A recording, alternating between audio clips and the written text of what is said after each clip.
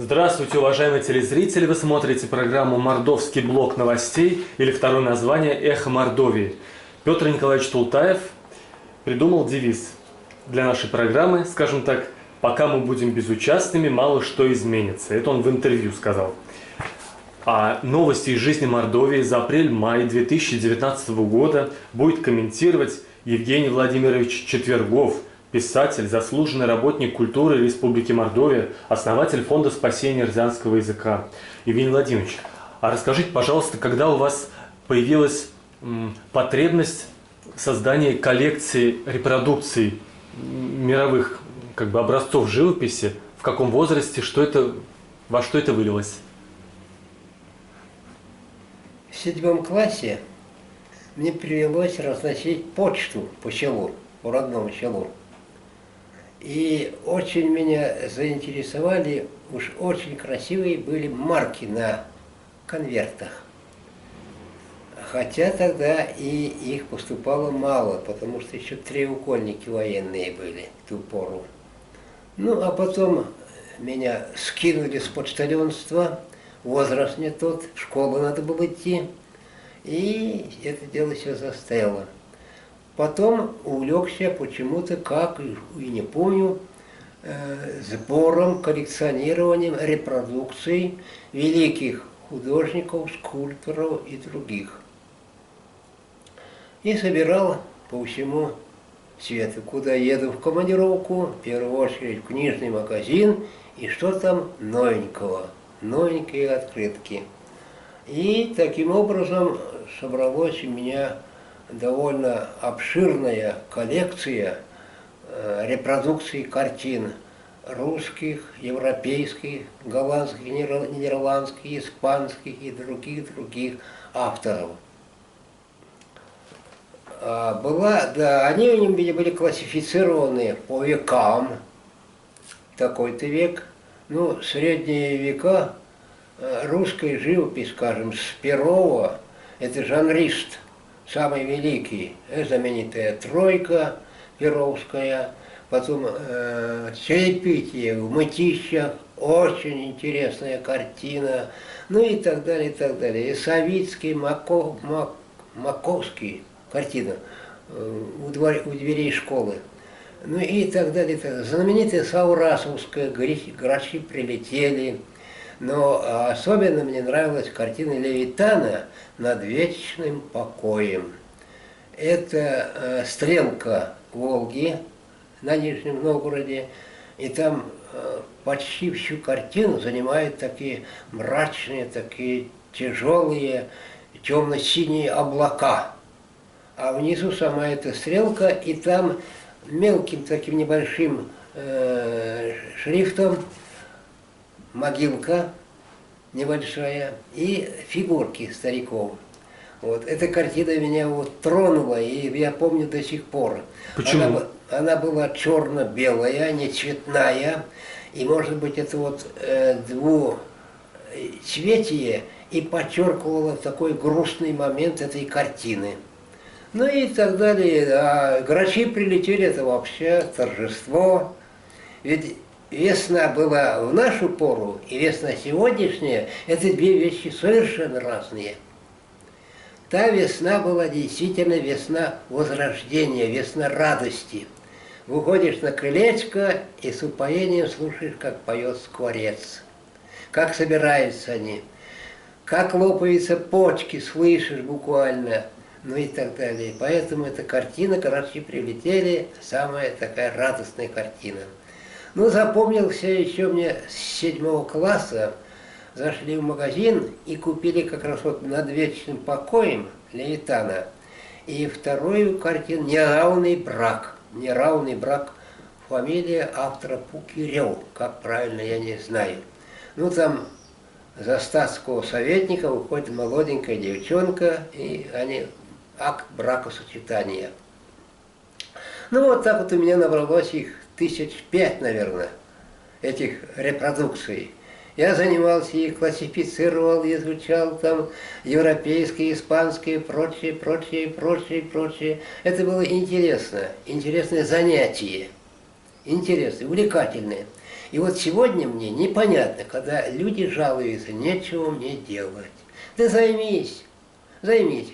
Коллекционируем стульев, коллекционируем ручек, карандашей, репродукций, картин, да мало ли что, самоваров, мало ли что. Это будет занятие, это будет увлечение. Увлечение от повседневных забот о хлебе насущном. Это тоже важно хотя. Вот такая у меня судьба коллекционера. Но, кстати, это все-таки она имела такой познавательный характер. Когда я стал немного повзрослее, увлекся прозой, и часто мне приходилось использовать их образы, напоминания об этих авторах, художниках, скульпторах. Вот и все. Вот это я. То есть вначале вы полюбили, получается, мировую культуру, а потом уже полюбили свою национальную культуру, да? Национальная культура у меня еще чуть-чуть позже появилась. Еще Вначале позже. появилась русская культура. Русская. Угу. Русская культура. Есенин в том числе. Вот. И в том числе и Есенина. Есенина попозднее, а еще раньше у меня «Сиреневая луна» вышла. Маленькие зарисовки из природы. Это на русском языке. Ну, я не знаю, читаю, обращаюсь, мне кажется, там бедноват язык мой русский. Вот мне кажется.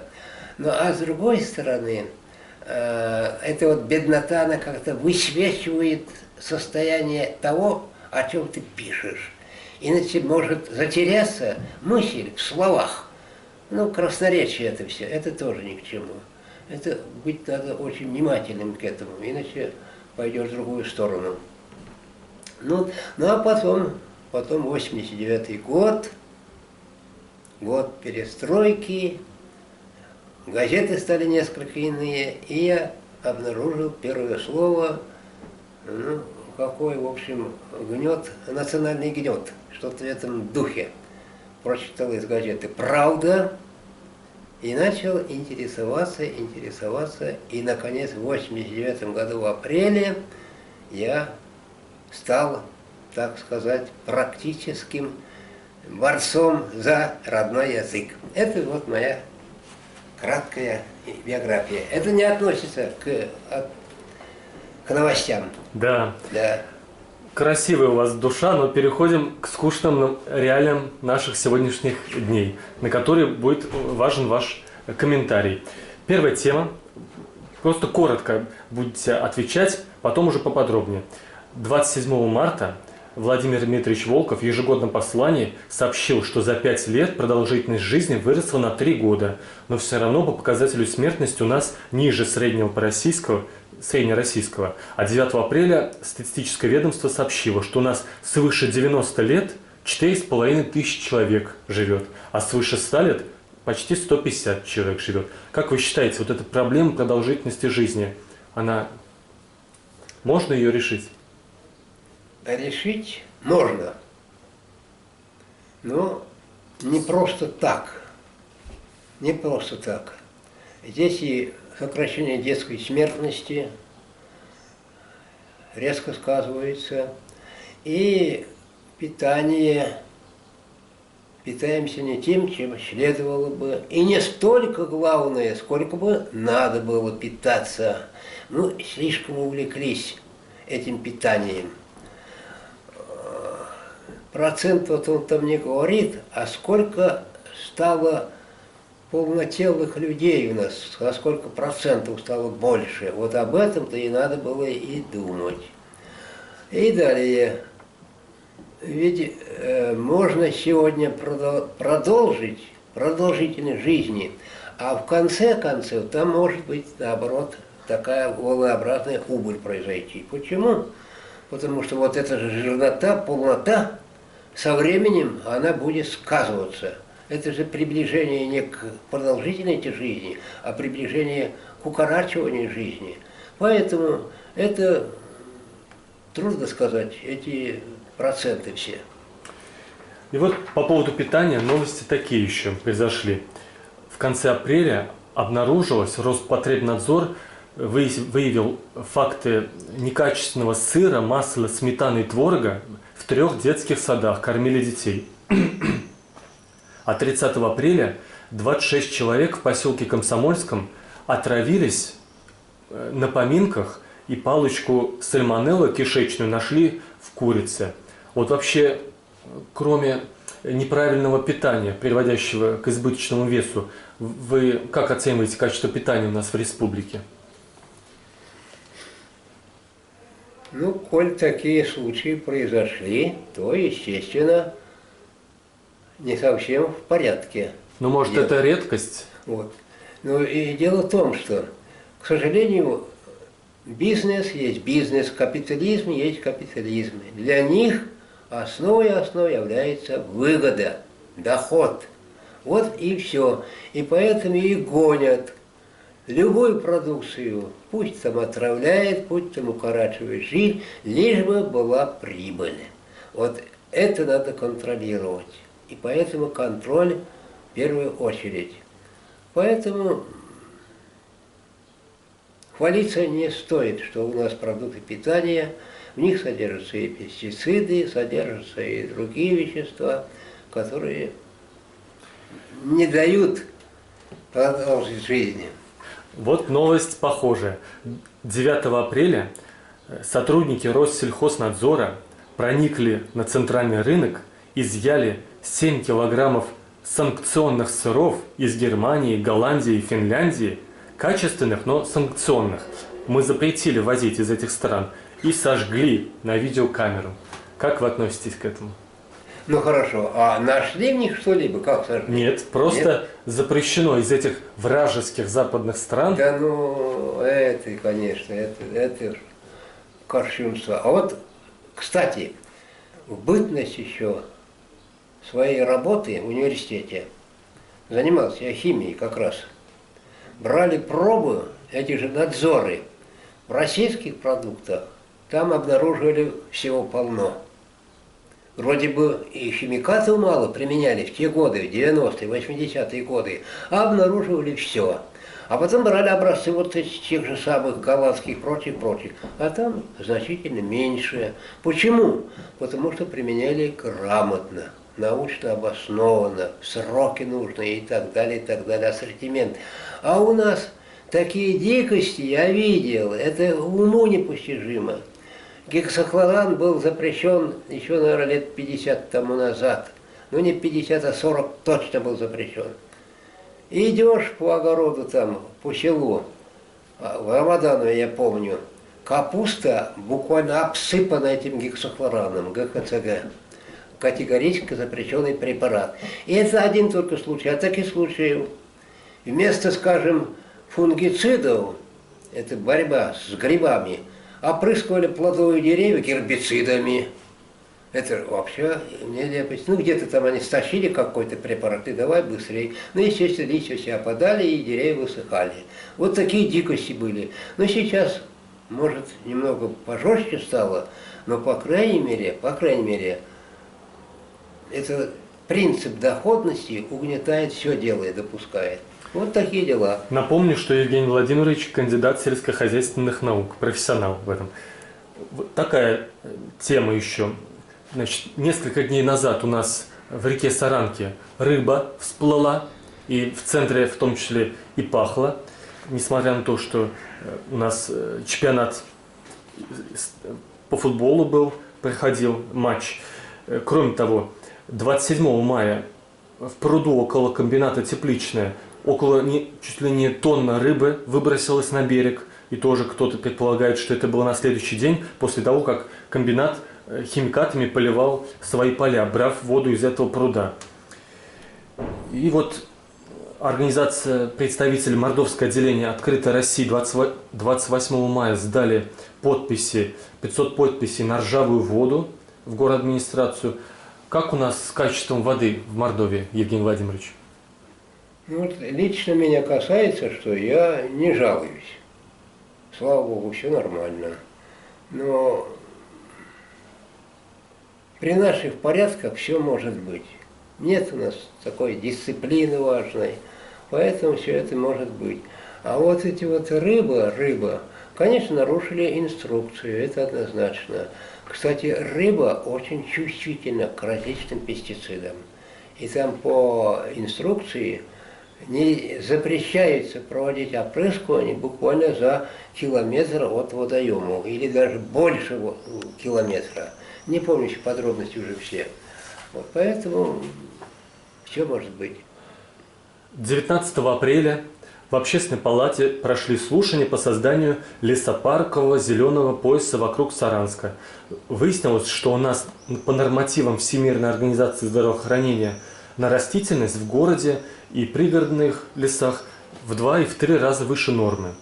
И поэтому придумали, что пригородные леса нужно аллеями соединить с жилыми районами Саранска, чтобы горожане там отдыхали. А 30 мая вот как раз из пригородного леса прибежал лосенок в центр Саранска, покупался в пруду около стадиона «Старт» и убежал назад.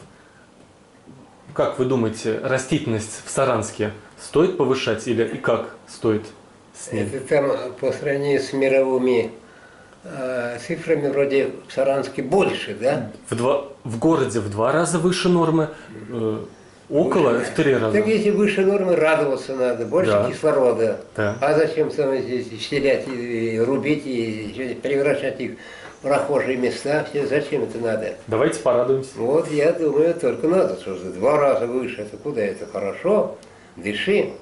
Кстати, я живу в этом Мордовыдове, в лесу, Район какой? Качкурский район, Качкурский район. В сосновом лесу практически живу, на опушке соснового леса. Я там дышу, радуюсь. Приезжаю в Саранск, несмотря на то, что нос у меня запаху не чувствует, а в Саранске почувствую. Почувствую запах гари. Вот каким воздухом мы дышим. И тут говорить, что беда наша, что в 3 раза больше у нас насаждений вокруг Саранска, это неверно. Это верно. Это радоваться надо. 1 апреля и 29 мая Петр Николаевич Тултаев подтвердил свое намерение, что мы будем активизировать снос старых металлических гаражей и сараев горожан, на которых нет правоустанавливающих документов. Вот стоит сносить их, или это все-таки люди ими пользовались, но они захламляют город? Это вот... Проблема. Это надо знать, это, я не могу представить себе, как это так. Конечно, им-то там виднее все-таки, чем нам здесь в кабинете. Наверное, некоторые мешают, некоторые лишние, и ничего страшного здесь нет. Но только все это делать надо, как говорят, цивилизованно, а не просто так вот, руби. Осенью прошлого года в Большеберезняковском районе прошли референдумы о самообложении. Жители сельских поселений складывались на какие-то оплату решений местных проблем. И 14 апреля этого года в Краснослободском районе, в Рузаевском районе тоже жители от 100 до 350 рублей складывались, чтобы ремонтировать дороги, расширять кладбища, детские площадки. Как вы вот относитесь к тому, чтобы вот дополнительно собирать налоги на это? Я не знаю, самообложение с историей было всегда, во все времена. Во все времена. Это же элемент гражданского общества.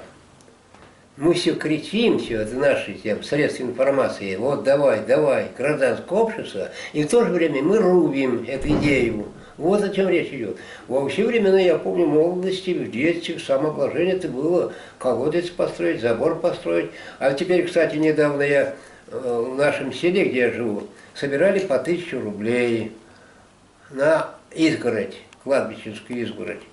Зачем это надо? Действительно, налог должен быть. Где-то там беседку поставить, там сиденье, скамеечку поставить где-то там. А теперь остановка там автобуса, и негде сесть, нет денег. Это все правильно, правильно. Дело другое, что другие налоги, порой они, так сказать, режут всякую идею. А это самообложение, это надо обязательно. И вот по поводу других целей, не всегда важных, на которые тратятся наши налоги, 9 апреля была пресс-конференция военного комиссара Мордовии Игоря Валерьевича Тихомирова, и вот он сообщил, что более 1000 призывников из Мордовии в этом году уже на контракт 53 призывника согласились, 600 уклонистов пока. Альтернативную службу выбрал 1 призывник. Как вы, давайте еще раз напомним, относитесь к призывной армии? Это к уклонистам, короче говоря, да? Ну, чтобы И призывной армии, да. Призывной, ну, все много и давно твердят о том, что пора переходить на платную армию. На контрактную армию. Оплачиваемую, ну, да? Оплачиваемую, правильно. Вот поэтому тут плакать, рыдать, потому что уклонистов много, наверное, не следует. Пора переходить. Это же своего рода рабство в какой-то степени. Да, да. Раньше было 3 года, 4 года, 5 лет служили. Это все задарма. А теперь люди стали умнее, и времена другие стали. Спасибо вам за лаконичные ответы. Так мы все успеем. В конце апреля появилась информация, что в Саранске есть киномакс «Победа» на проспекте Ленина, на улице Гражданской бывшей. И сносят его, короче, скоро. И построят жилой, видимо, небоскреб на его месте. Какие у вас, может быть, воспоминания с этим кинотеатром? Это какое здание, не дослышал? «Победа». Киномакс «Победа». Кинотеатр. Да. Да. Ну там все было нормально, все красиво вроде было там.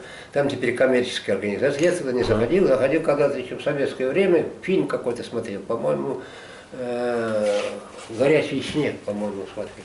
Но дело не в этом. Дело в том, что почему это сносить? Не знаю, там... Причем то советское здание в начале 2000-х снесли, а вот это, по-моему, в 2005 году построили, а теперь вроде бы хотят, наверное, оно не окупается, появились маленькие залы кинотеатров, и то снесут и построят жилой комплекс. Вроде бы такие слухи. Земля в центре дорогая и большая выгода. Ну, а вообще кинотеатров больше должно быть в городе, как считаете? Больше что? Кинотеатров. Я не знаю, не хожу, и теперь я его не как-то... Я в ленте был, смотрел этот наш фильм на рязанском языке, а в Боте нет. Вот, и я бы вот что сказал. Я тоже давно не был. Вот застройка жилых комплексах. Значит, и технику у нас там еще один, то ли 6-й, что ли, микрорайон строят. Это гигант какой-то. Кому строить? Ну, я посторонний человек, это спросить бы строителей, возможно, они знают. Но кому они строят эти этажи, не представляю. Откуда все это берется население, жильцы, не представляю. Значит, хорошо живем? Значит, хорошо, да, наверное. А вот, смотрите, хорошо живем, а 3 мая опубликовали опрос, и выяснилось, что жители 24 городов России опрашивали, и жители Саранска оценивают свое финансовое положение как самое бедное. Из 24 городов выбрано... Самые бедные. Да, они себя так оценивают. А вот рейтинг мэров России, наш 29 мая обновление, наш Петр Николаевич уже там 2-й год, или может даже дальше, почти всегда в десятке, сейчас 11 место. То есть и 29 мая Горсовет Саранска создает пресс-службу. Я так понял, что новую штатную единицу добавляют.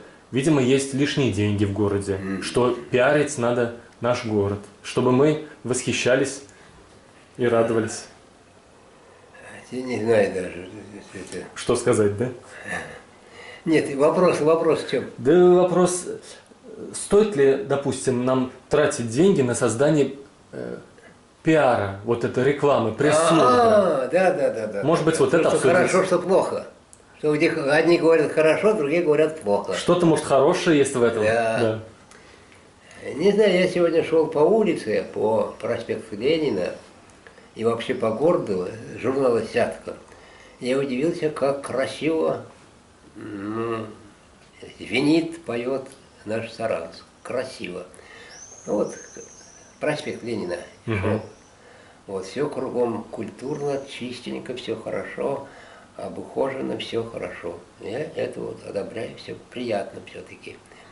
Вот неприятно не прочитал я недавно про стадион из столицы С. Большая статья там. Вот это меня беспокоит. Беспокоит, потому что не загружают, пустуют они. Они тратят большие деньги. И в числе самых худших дел назвали Саранск. Ну и так понятно.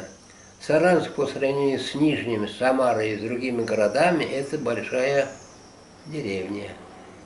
Как будешь заполнять такой гигант на 45 тысяч? Любые коммерческие структуры, какие ни создавай, но будет... Невозможно это физически. Невозможно, потому Там что... было сравнение с другими стадионами России. Это в принципе невозможно. То есть это будет заведомо убыточный за счет бюджета.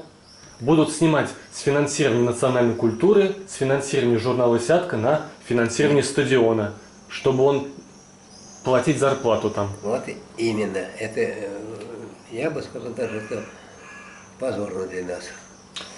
Вот у нас 22 апреля обновляется, назначили нового первого заместителя главы города, ответственного в том числе за ЖКХ.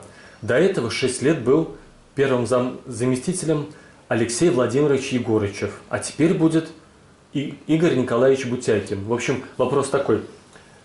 Давайте подведем итоги 6 лет предыдущего ответственного за ЖКХ в Саранске и дадим пожелание новому. Так. Ну, 6-летнему скажем спасибо, наверное, раз такая благоустроенность в городе, все. А этому пожелаем еще лучше расцвести. Но только не таких гигантов стадионов не надо. Боже спаси. Вот и все. А вот это внешний облик города, там водоснабжение, отопление, там водоотведение, электроснабжение, к этому какие-то у вас есть замечания или не сталкивались вы? Нет, нет, ничего нет. Не знаю, значит не знаю. Вот такая... Ну и хорошо. Конечно, мы не во всем должны разбираться. 7 мая Центральный банк России опубликовал пресс-релиз о том, что Мордовпромстройбанк присоединяется к Активбанку. И столица сообщает, что с их точки зрения оба банка контролируются семьей Меркушкиных. Вопрос такой, как вы оцениваете состояние банковской системы у нас в Мордовии, хотя вы не банкир, там, допустим, брать кредиты, оплачивать ЖКХ через банки, ипотечные кредиты на покупку жилья. Может быть, что-то вы слышали, есть какие-то у вас пожелания? Я прямо скажу, что в этих делах далекий человек и не могу ничего сказать. Но я слышал то, что Активбанк присоединяется к Мордовпромстройбанком. Это я слышал. Ну, видимо, это уж их там внутренние дела, как, что, чего. Откуда нам знать все это, почему да как. Наверное, есть какие-то мотивы. Вот такие дела. Следующее, я вот прошу вас, за 2 месяца, конечно, я себе тут на конспект сделал по поводу международной политики Мордовии, с кем Владимир Дмитриевич встречался, Владимир Федорович Сушков, с кем и Беларусь, и Китай, и Венгрия, и Германия, разные страны, и Белоруссия. А вот вы, и Латинская Америка, и Персидский залив, как вообще оцениваете эффективность международной политики нашей республики вообще за десятилетия? Как вам кажется, может, с какими-то другими странами надо сотрудничать или усиливать какие-то моменты взаимодействия с другими странами? Да. Вопрос сложный. Вопрос сложный. Почему? Потому что, к сожалению большому, сотрудничаем со странами, которые нам поставляют ту продукцию, которую можно производить и нужно производить у себя. Я был специально в ленте, там пишу я статейку такую, узнавал, откуда все они закупают эти, каких там только стран нет, и каких еще затемнены, не показываются. И Голландия, и Греция, и Израиль, и все прочие страны. Но эти же помидоры-то у нас также растут. И, кстати, рядом там тепличного ящики стоят с помидорами. Нет, закупают оттуда.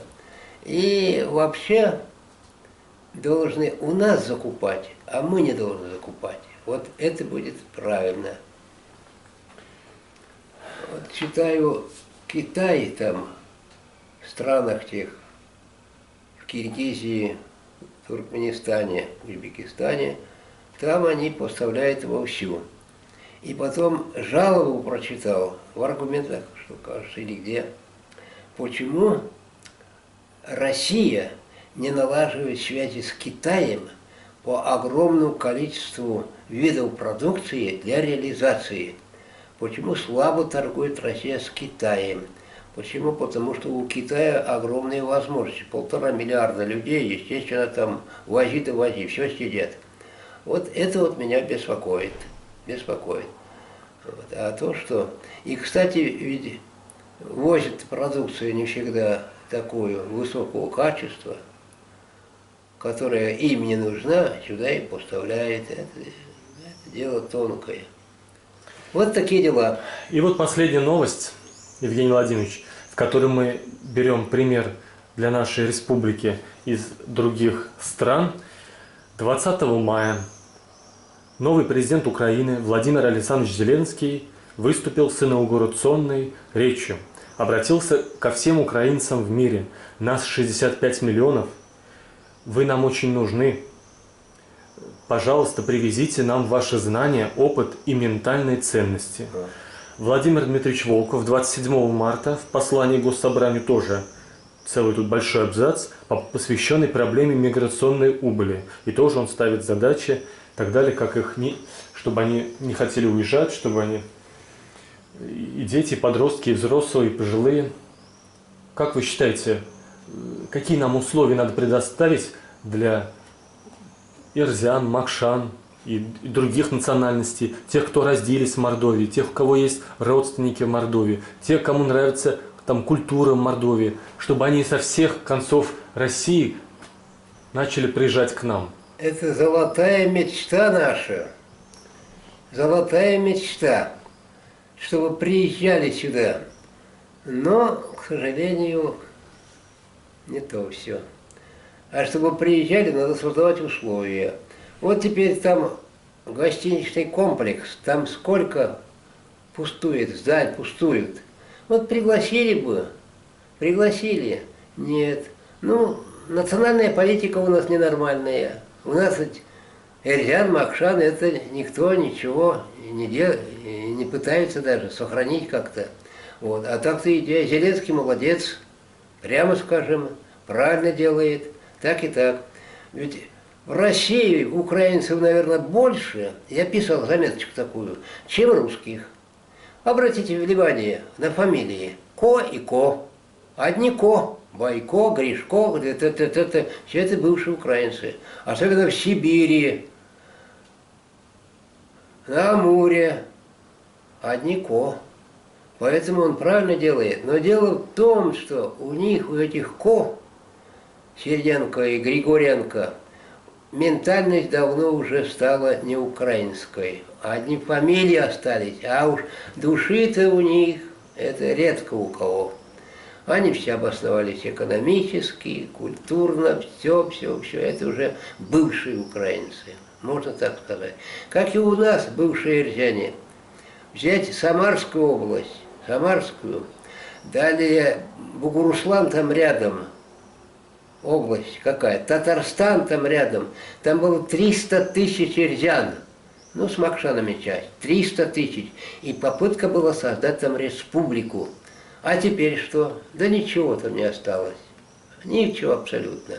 Вот последний раз, я помню, проводили какое-то мероприятие, культурное мероприятие, концерт.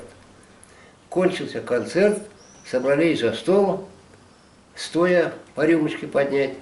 И все эти организаторы, эрзяне, дружно заговорили на русском языке. То есть у них уже этой вот ячейки, этой клетки в душе нет, чтобы сохранить, спасти. Это больше на потемкинские деревни похоже.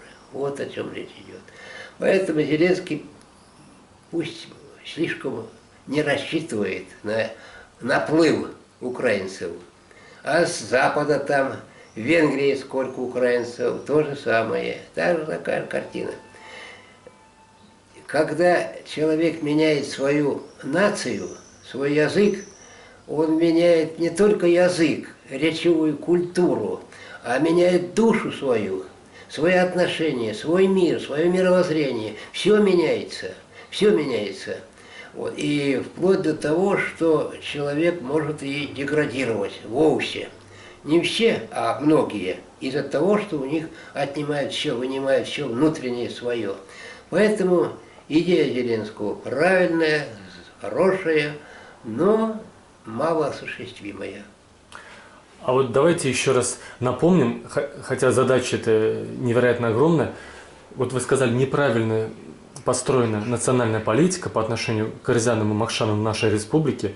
Вот, а если коротко, обзорно, какие основные задачи у нас должны не обязательно делаться, но не делаются? Остальные задачи, я считаю, начинать надо не со школы, не со садиков, а надо начинать со средств массовой информации. Вот с чего надо начинать. Вначале надо людям объяснить, для чего это надо, знать второй язык, а потом уже создавать соответствующие условия, то есть в школах уроки и прочее, прочее. Но, к сожалению, у нас этого нет. Средств информации у нас, увы, нет.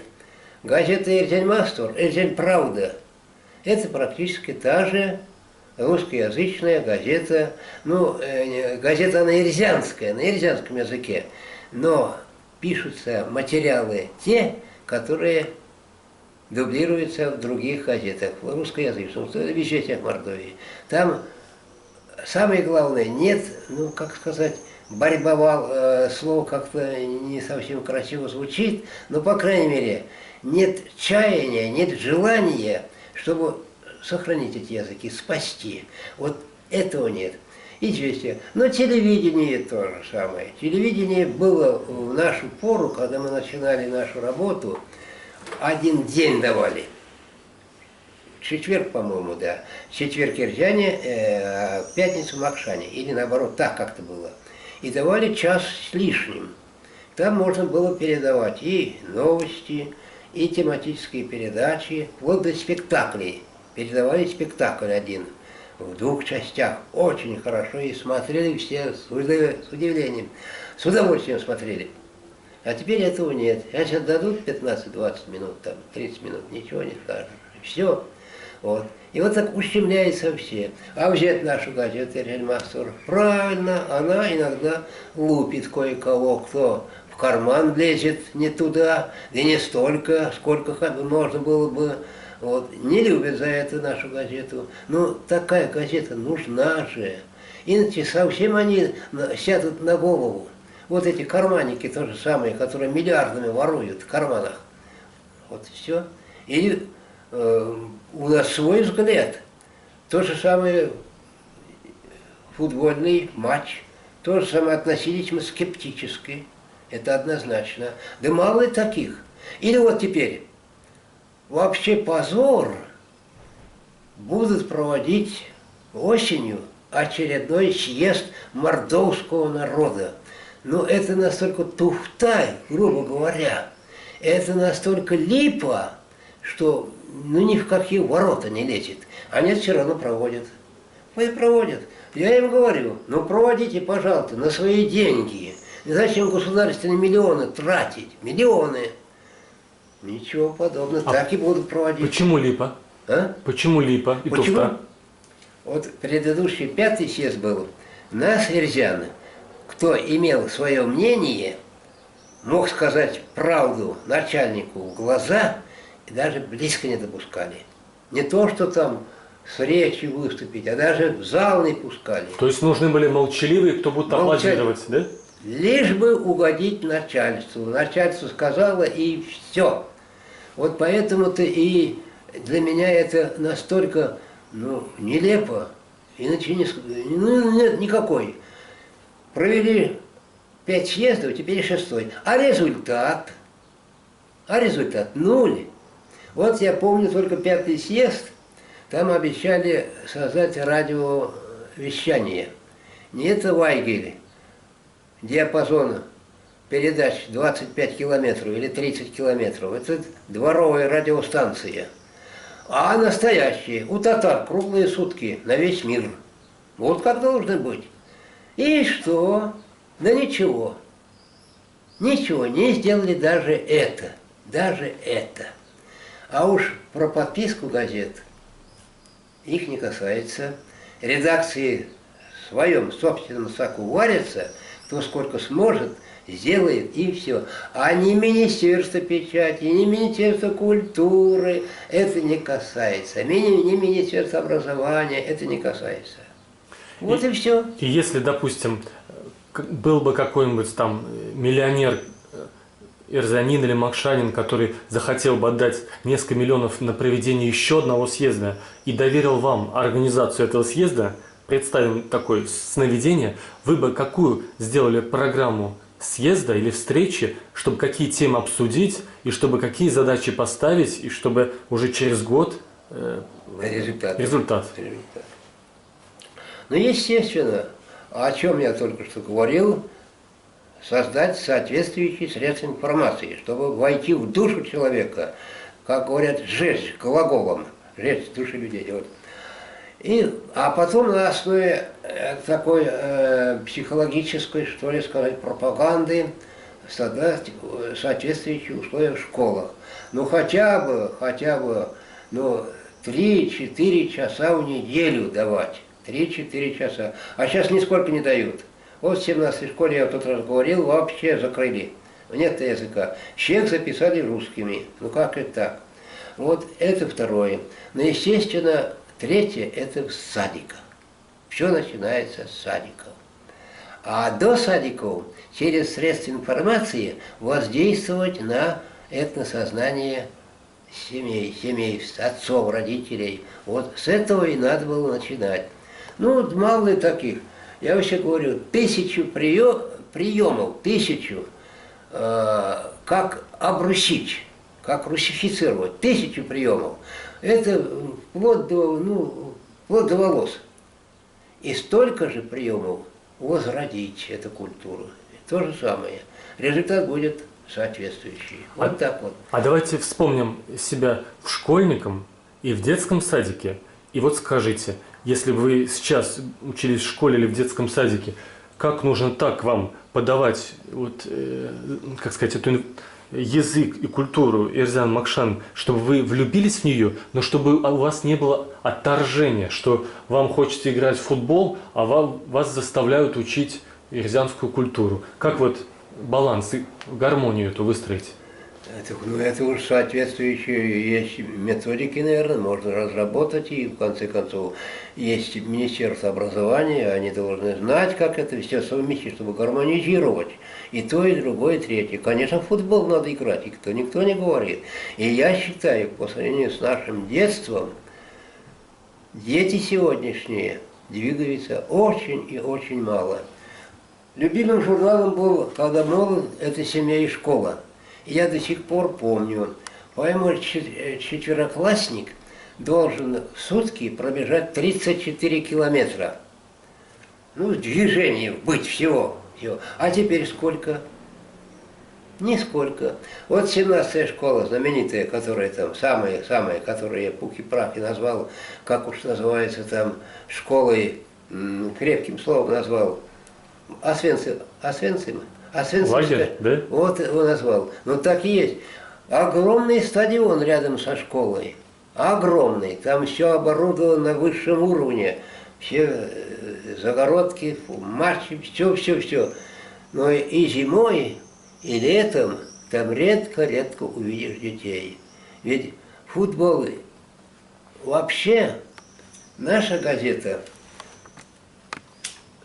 как я считаю, все-таки интересная газета.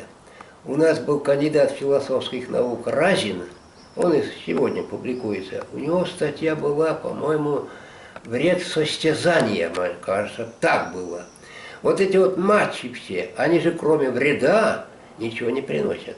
Они приносят доход только соответствующим организациям, ну и бегающим. А ведь доход, польза-то от футбола, от спорта, когда занимаются все спортом, дети, взрослые, вот тогда будет как раз вот волковское выступление, то, что продолжительность жизни, вот тогда-то и будет жизнь продолжаться.